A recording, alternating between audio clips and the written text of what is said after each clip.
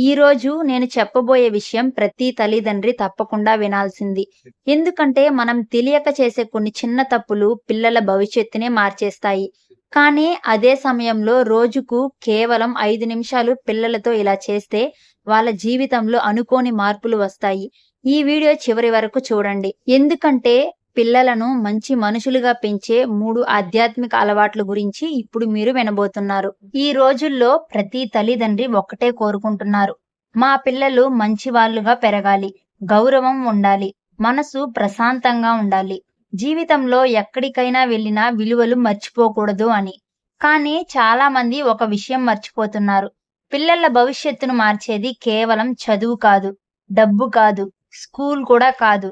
వాళ్ళ చిన్నప్పుడే నేర్చుకున్న అలవాట్లు, ముఖ్యంగా ఆధ్యాత్మిక అలవాట్లు.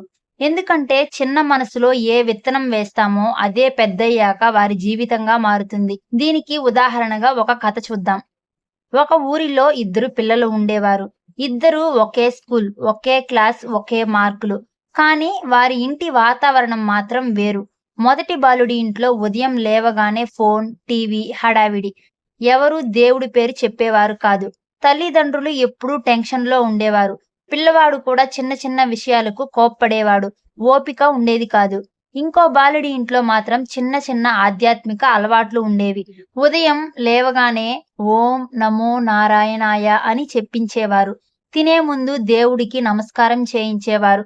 రాత్రి పడుకునే ముందు ఈరోజు నాకు సహాయం చేసినందుకు ధన్యవాదాలు దేవుడా అని చెప్పించేవారు. అంతే. పెద్ద పెద్ద పూజలు కాదు, గంటల కొద్దీ భజనలు కాదు, చిన్న చిన్న అలవాట్లు మాత్రమే. కానీ సంవత్సరాలు గడిచాక ఇద్దరి జీవితంలో చాలా తేడా వచ్చింది. మొదటి బాలుడు చిన్న సమస్య వచ్చినా భయపడేవాడు. కోపం ఎక్కువ, మనసు అస్థిరం. ఇంకో బాలుడు మాత్రం ప్రశాంతంగా ఉండేవాడు. ఎవరితోనూ దురుసుగా మాట్లాడేవాడు కాదు. కష్టాల్లో కూడా ధైర్యంగా ఉండేవాడు. అప్పుడు ఆ ఊరిలో ఒక పెద్దాయన ఒక మాట చెప్పారు. పిల్లల భవిష్యత్తు స్కూల్లో కాదు, ఇంట్లో తయారవుతుంది అని. నిజంగానే పిల్లలకు చిన్నప్పుడే 3 ఆధ్యాత్మిక అలవాట్లు నేర్పిస్తే వారి జీవితం మారుతుంది. మొదటి అలవాటు, ప్రతిరోజు దేవుడికి కృతజ్ఞత చెప్పడం. ఈ ఒక్క అలవాటు పిల్లల్లో అసూయ తగ్గిస్తుంది. ఎందుకంటే వారికి లేని వాటి కంటే ఉన్న వాటిపై దృష్టి పెడతారు. ఈ రోజుల్లో చాలా మంది పిల్లలు చిన్న వయసులోనే అసంతృప్తిగా ఉంటున్నారు. ఎందుకంటే పోలికలు ఎక్కువయ్యాయి. కానీ ప్రతిరోజు ధన్యవాదాలు దేవుడా అని చెప్పే పిల్లలు జీవితాన్ని వేరేలా చూస్తున్నారు. రెండో అలవాటు, రోజుకు ఒక మంచి మాట లేదా శ్లోకం వినడం. పిల్లల మనసు ఖాళీ నేల లాంటిది. ఏది వింటారో అదే పెరుగుతుంది.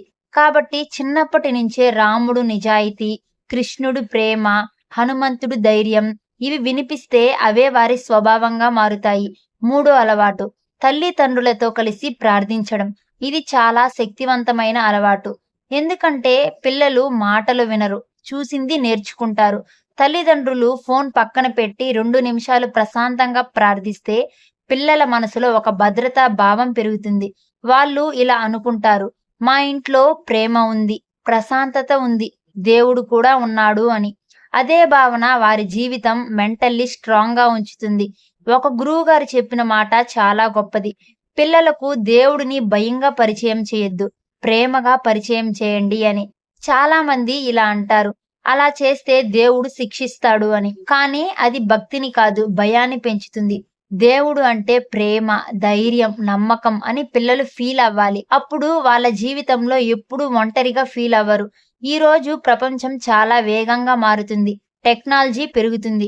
మొబైల్ ప్రపంచం పిల్లల మనసులను ఆక్రమిస్తుంది. కానీ ఇలాంటి సమయంలో పిల్లలకు చిన్న చిన్న ఆధ్యాత్మిక అలవాట్లు నేర్పించడం వాళ్లకు మనం ఇచ్చే గొప్ప బహుమతి. ఎందుకంటే డబ్బు ఒకరోజు పోవచ్చు, అందం తగ్గిపోవచ్చు, పదవి మారిపోవచ్చు. కానీ చిన్నప్పుడే వచ్చిన మంచి విలువలు మాత్రం జీవితాంతం పిల్లల్ని కాపాడుతాయి. కాబట్టి ఈ రోజు నుంచే ప్రయత్నించండి. రోజుకు 5 నిమిషాలు సరిపోతుంది. ఒక ప్రార్థన, ఒక మంచి కథ, ఒక ధన్యవాదం చాలు. అవి ఈ రోజు చిన్న అలవాట్లా కనిపిస్తాయి, కానీ రేపు అదే మీ పిల్లల భవిష్యత్తును నిర్మిస్తాయి. ఈ వీడియో మీకు నచ్చినట్లయితే ఇలాంటి మరిన్ని వీడియోస్ కోసం నా ఛానల్ని సబ్స్క్రైబ్ చేసుకొని సపోర్ట్ చేయండి.